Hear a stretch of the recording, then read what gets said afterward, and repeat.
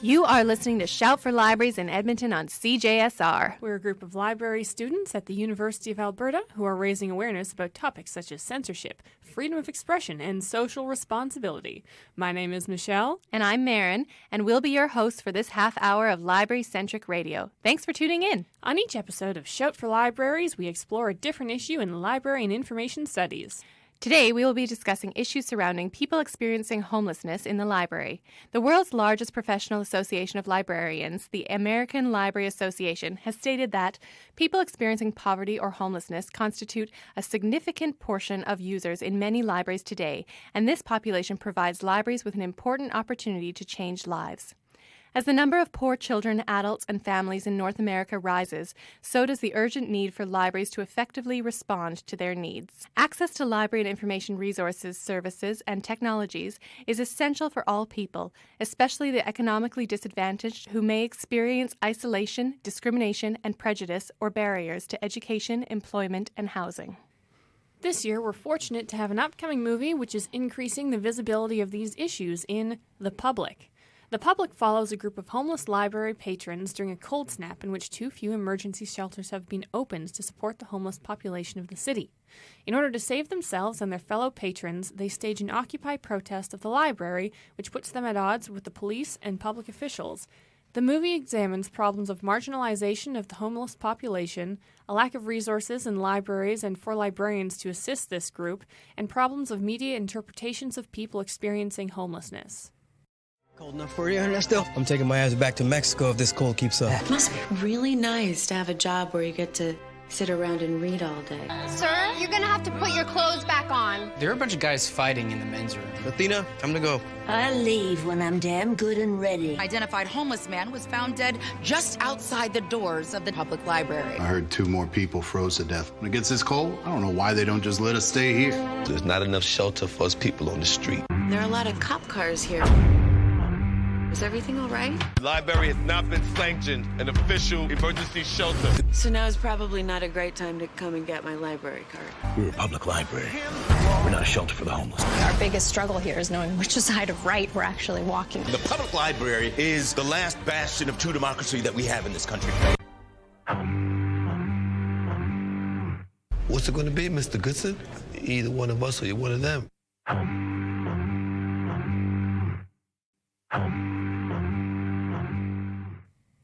And that was a clip from the upcoming movie The Public, opening later this year. If you are just tuning in, you are listening to Shout for Libraries in Edmonton on CJSR.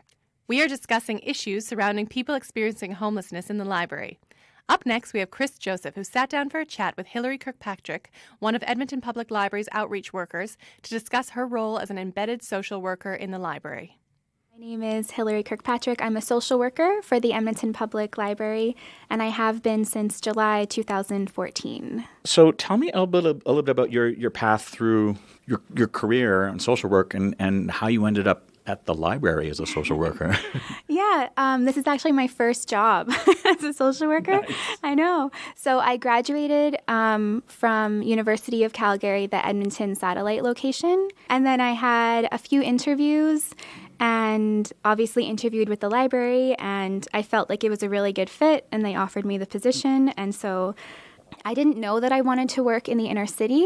I kind of saw myself working in policy. But when I thought more about it and I kind of spoke to my mentors, I realized that in order to do good work in policy in the future, I would need to have a really good understanding of the frontline issues.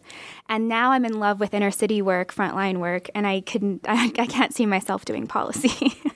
What was it about the Edmonton Public Library position that appealed to you the most? Well, it's obviously groundbreaking. This doesn't really exist anywhere else. You get to do work that is creative and really get to work with people in a relationship-based way. We don't ask people what their detriments are going on in their life first. We build relationship first. And then through that relationship, we kind of find out what's going on in their life that we could support them with. A lot of people probably are unaware that their community outreach program exists here and that there are social workers, basically on staff at the Edmonton Public Library. So just describe what the service looks like. So there's 3 of us. We are mainly stationed at the Enterprise Square Library, which is on Jasper Avenue and 102nd Street, while we wait for the beautiful Stanley Milner to be refurbished, as they say. So we work out of the office downtown here. We also travel to different branches that have higher needs. So Sherry goes to Abbotsfield on Tuesday. I go to Woodcroft Library on Wednesday, and Francesca goes to Sprucewood Library on Thursday. So basically, we're stationed at the library that we are working out of that day. And we generally have a caseload of people that we are already working with, but we also welcome new people, like new clients who might need our help. A lot of people seek us out, and we also have referrals from other agencies or just street referrals. We also try to meet people within the library. So we go and build relationships with people sitting and reading or maybe accessing other programs. When you're building something new and you're reaching out to somebody in the library, what do you look for? I'm certain that people that you work with look like pretty much everybody else most of the time. I think we have a targeted approach, but it doesn't look that way. So I might, just like any social worker, we're kind of trained to be able to see people who might have fallen through the cracks. So they might be people who are presenting with what looks like a mental health issue or possibly an addiction. Those things are a little bit more obvious. But I don't go over and say, hey, like, can I help you with your substance use? So I go over and I would just say, hey, how are you? My name's Hillary, and maybe bring like a snack. And then the next day I might say, hey, I saw you yesterday. What are you reading? And then over time, build up that relationship. So for people on the outside, what it looks like is Hillary's just slacking off talking to everybody.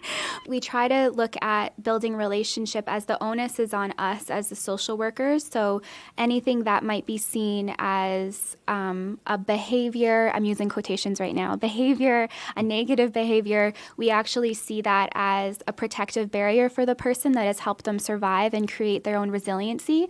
So we actually look for ways to level the power playing field, as we call it, and try to kind of create a connection between us and then eventually get to what the root of the issue is. Like they might need help with their housing, they might need help with income, they might want to get into treatment. We always start off with relationship, and that's what the library allows us to do. Is that unique to the library environment? Is this what you were trained to do when you were learning social work, or is there something unique about this space that makes that approach different? It is unique to the library environment because people aren't necessarily coming here. They are sometimes coming here to seek out social work help, but they aren't always. So if you're coming to an agency that specializes in housing or an agency that specializes in income, people are ready with the forms that they need, and the social workers are ready to receive those. For us, we generally are just we're here and we can help you with things that you need, but people aren't seeking us out necessarily for those things. Can you tell me a little bit about some of the differences between, say, services that are offered here and other community service organizations like Boyle Street, for example? Oh, yeah. We actually really respect and work very closely with almost every inner city agency. We depend on them. I'm here, you can see my desk and my cell phone. That's the only resources I have to offer. The library doesn't have like housing programming or doesn't offer income programming or anything like that. We have relationships with the workers within Boyle Street, Bissell, Alberta Works, Native Counseling. We work with Boyle Macaulay Health Center a lot. So we get to know the people who work there, and we respect and admire their work. And we try to kind of create teams around folks who are very highly marginalized. So a lot of the folks that we work with, they might not have a home, they live outside, or they might utilize shelters. Often don't have an income, and like I mentioned, sometimes will have substance use issues or mental health that are untreated and affecting their lives negatively. So then we rely on those resources, and we call them and say, I met this person. We sign consent first, asterisk there, get a consent signed, and then connect with any of the resources in the inner city. And so we completely rely on other resources, and we really try to be kind of an outreach arm for other inner city community agencies as well. You know, the role of a librarian often is around providing access to existing services and knowledge, and it feels very much like there's a similar approach here. Mm-hmm. Do you find that you're sort of working more as a facilitator or referral, or is there a lot more direct work? I can act as a referral source, or like pointing people the direction to go, much like a librarian. But because we tend to work with folks who are highly marginalized and maybe have fallen through many of the cracks, we actually do very intentionally intentional community-based advocacy work. So we actually go with people to their doctor's appointments. We accompany them to income support. We accompany them to their appointment to see their kids with child and family. We hold meetings in our office with all of the workers involved and try to act as like a support for them in those meetings and kind of hold the person's what they want. We try to hold that to be the center and uplift them and what is good going on. We try to like center what their values are in the meeting. So it kind of both, like I do know a lot of resources and I do know kind of where to send people, but we definitely spend a lot of our time in the community with people going out there, like actually supporting people to get things done, because that's how people fall through the cracks is someone says, oh, just go to income support and fill out this, but then they say how and when and why, and they turned me away, or I didn't have this form, or so we really try to close those gaps and in a respectful way. And then afterwards, after the appointment, people are often depending on what the appointment was, people can feel kind of raw. Their emotions, they can feel either badly about themselves or kind of like worried about what the next step will be. And so we really try to help close the appointment by helping them feel good about themselves, help them remember that they're doing the best that they can, that we're trying to take on the work for them so that they don't have too much on their plate. We're together as a team. You've been talking a lot about relationships and building relationships with people. What does success look like under this model? For us, the barometer of success is people coming to see us not when they have a problem, but when they want to share their joy. Often people we'll meet them when they live outside and things are really rough for them and times are really hard, and then we help kind of get them on track, get them connected to the right resources, go to things with them, and sometimes it takes up to a year, like things can take a long time, but then after things have kind of slowed down, they'll come to see us and tell us like how great things are and like bring us a donut or something like that, and just to like share with us how great their life is right now. And we often have people who they want us to meet their family, which I think is like such an honor. We can't always do that, but like they want to let us know like parts of their lives that they would normally kind of try to hide. So I think the greatest indicator of success for us is when people can really feel like being around us, they feel dignity, they feel like they can be their true selves with us, and they can come back to us when they actually don't have anything going on that are issues, and they can say, hey, Hillary, I got a dog, or like, I want to see a picture of my new cat, or I made this great meal in my new home, and they just want to share the joy and the beauty of their life, and they want to just share with us like the journey and the good part too, not just that we've been through with them through the dark, scary parts, and they really want us to be a part and hear about the great light of their lives now. I wanted to ask about sort of the level of demand for the service. Have you seen, you've been here for a few years now, have you seen it increase? Are you able to keep up with it? What are some of the challenges that you're facing currently? Yeah, so there is a great demand. We are honored to have that demand. I think it ebbs and flows. We had a really great demand when we were at the Milner Library before it was renovated. And then when we moved here, it kind of went down a little bit, I think because people didn't know where we were. But now we're coming back up.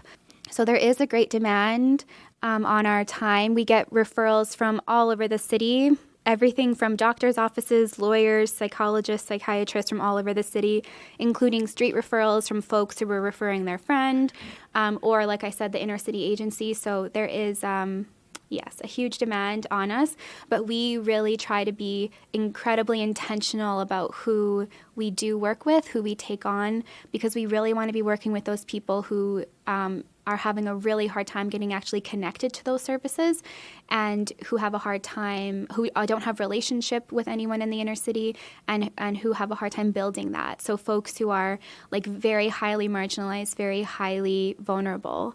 So there is a huge demand, but we try to be very clear about who we want to work with. And then if someone comes who doesn't quite fit, who might be a little bit more independently resourceful or who has other resources, we try to just connect them securely to those resources so that they feel supported. So we don't turn anyone away, really. Like, we really just try to make sure every person has a safe place to turn to, a safe place to go. So, yeah. Yeah. Speaking of safe places to go, this is the big question probably. Why the library? What is it about this space that makes people feel that they can come here and look for services of the type that you provide? Yeah. So safe public spaces that don't require anything for entry, like spending money, I think is a dwindling resource in every city. The library is a space that welcomes anyone and everyone from all walks of life. It's destigmatized, entirely destigmatized. Like, no one thinks that you're coming to the library for social work help. You could be coming here for anything, and there's so many different programs here at the library. So I think the reason that the library works for people is they feel there's like, the library is kind of a part of everyone's story. The library, it kind of fits into everyone's narrative of being a Canadian citizen. Like, you've always kind of, I know I grew up with, like, the local library. Everyone kind of has a sense of that. And it's just a place to feel at home. You're welcome here. Everyone is welcome here. So it really offers that space that is welcoming, warm, and then there happens to be a couple of people in a room who will help you with anything you need social work related. And it's like, housing is amazing. Getting someone housing, getting someone the help that they need is the greatest thing, but relationship is the greatest resource that anyone has. Like, you don't need to be a professional social worker to have good relationship skills and just be able to reach out to someone and be human with them and just bring dignity to every interaction you have with every person, whether it's a CEO or the person working at Starbucks or a person who lives outside, treating all people with dignity and respect, and the respect that you would want, I think is such an important piece of the work that we do and of just being like a human being in the world. This job has given me so much more than I could ever give to it. I feel like just so incredibly honored to get to work with the folks who I get to work next to and with. And yeah, it's just been such an honor. I feel like I'm blown away that this is my first job. Like, and I get to do this. Like, it's the coolest thing ever. Really anti-oppressive work, trauma-informed work, harm reduction work that is you can really stand by and be proud of. It's a great place to be. I honestly can't think of a better place to leave it than that. I really want to thank you so much for spending some time with us today, with sharing with information about your work with our listening audience. Thank you so much for the work that you do and for the dignity you bring to the people who frequent the library. And I wish you all the very, very best as you advance in your career. Thank you so much for having me. It was my pleasure. Thank you so much. Thank you, Chris. If you're just turning in, you are listening to Shout for Libraries in Edmonton on CJSR, and that was Chris Joseph chatting with Hilary Kirkpatrick from the Edmonton Public Library. Recently, Ryan Dowd, the executive director of a large homeless shelter outside of Chicago, developed a training program and book called A Librarian's Guide to Homelessness.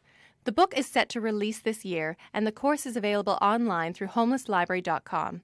I spoke with Leanne Wittig, a library assistant for Edmonton Public Library, who recently took the course to discuss how this course has helped her in her library work thus far. I'm here with my coworker Leanne Wittig, who is a library assistant at the Strathcona branch of Edmonton Public Library. She recently took Ryan Dowd's Librarians and Homelessness course, and she was willing to sit down and talk to me about it. So, Leanne, how has this course helped you in your library work so far? I think this course was amazing. I think everyone working in the library, everyone in general should take it, but especially if you're working in a library setting. We get people from all types of different socioeconomic statuses coming into the library because we're offering them free access to knowledge and information. So I think it's great that everyone's coming in and using our space more, but I think it's also really important to understand where some of our patrons are coming from and to understand that some of them don't have homes and what their lifestyles are kind of like. Ryan did an amazing job of explaining things, breaking everything down so that we can do our jobs better. A few of the things I really liked that he talked about was focusing on empathy-driven enforcement instead of punishment-driven. Punishment-driven doesn't really work with people who don't have homes and they've had more of a harsh lifestyle. And he also brought into view the differences in time in someone's life that's living on the streets. They don't view time in the same way that we do, so I think it was really great that he highlighted that. I also think it was really great because we get people from all different socioeconomic statuses. Sometimes people that are coming from middle class or a wealthier class, there can be judgment brought into things when they see people who don't have homes in the library. So a key point that he definitely talked about was focusing on the behavior of all of our patrons, regardless of socioeconomic status, and that if people don't like seeing poverty in the library, they can help to eradicate poverty instead of blaming the individuals who don't have homes. Thanks, Marin. Next up, we have Gabrielle talking to Natalia Brettel, Circulation and Public Service Specialist at the Rutherford and Weir Libraries at the University of Alberta. They discussed how an academic library responds to homelessness, what measures are in place to assist these patrons, and whether there is an opportunity to include more. You might see it more often in public libraries. I don't know if I'd call it homelessness all the time. Sometimes maybe it would be better to call it something like unpredictable housing or something like that. I think the students themselves often, but probably have homelessness issues more often than we know, but also members of the public that use the libraries, which we see probably the most at the Rutherford Library because we're so close to an LRT station that connects right to downtown and things like that. What has the university done to respond to homelessness in the library? We respond to it, I think, immediately on the desk in the sense that everybody is welcome to stay while we're open. There are no judgments made about who can cross the threshold of the library and who can spend time in the library. So beyond that, of course, as long as people are abiding by the university's guidelines for use and policies around conduct in the library, there's no reason for us to disallow anybody staying here while we're open. In terms of particular initiatives, I'm not sure that the libraries themselves would address that independently of the university as a whole. So I think about things like student wellness groups or like even Student Connect and Students Union. I think probably those agencies within the library do more specific work around dealing with homelessness around campus, probably. So do you think the university does a good job of addressing gaps in services for homeless persons? I think that addressing issues like homelessness or low income, shortages in food, all of these things have to be readdressed quite often. So I think it's something that might be tricky to just say the university does a good job or doesn't do a good job. I think it's an evolving responsibility. It's something that always has to be revisited. So would you be interested in sharing any of your personal experiences with homelessness here in the library? I am going to use this as a chance to talk a little bit about what happened last summer when we had the bedbug outbreak of 2017. The reason I wanted to talk about that is because the reason it happened had to do with the living conditions of some of the people who chose to spend time in this library. And those people are still welcome to be here. But I think what's important for people to know about that situation is that it did end up highlighting a problem that somebody was having with their living conditions, and we were able to find some help for that person, to hopefully resolve a rather uncomfortable living situation. So Sometimes when things like that happen in a very public space, it's important for people to keep in mind that the reason those things can happen is because this is supposed to be an inclusive space that includes people who are facing all kinds of challenges we know nothing about. So interestingly enough, that incident really did tie into the egalitarian purpose, I think, of a library space. That was Gabrielle Lamontagne with Natalia Bredel. This month, we also have a review from Rachel Oleson, who highlighted the Brain Pickings website and specifically a collection of works by Ursula K. Le Guin on public nature of the library. Brain Pickings website is a wealth of knowledge about writing, literature, ideas, and of course, libraries. This website is a labor of love by Maria Popova, which she describes as a subjective lens on what matters in the world and why. It is through Popova's writing that I came across the late great Ursula K. Le Guin's collection of essays entitled The Wave and the Mind, Talks and Essays on the Writer, the Reader, and the Imagination.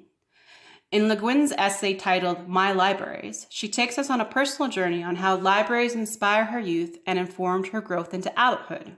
She begins in stating, a library is a focal point, a sacred place in a community, and its sacredness is its accessibility, its publicness, it's everybody's place. She ends with asserting, that joy must not be sold. It must not be privatized, made into another privilege for the privileged. A public library is a public trust, and that freedom must not be compromised. It must be available to all who need it, and that's everyone, when they need it, and that's always. This book can be purchased directly from Penguin Random House or from your local bookstore. It's a bit harder to find in Canadian libraries, but you can always order it through interlibrary loans. But please do Le Guin's a memory of service. Do not buy it on Amazon. She is famous for advocating against the corporation.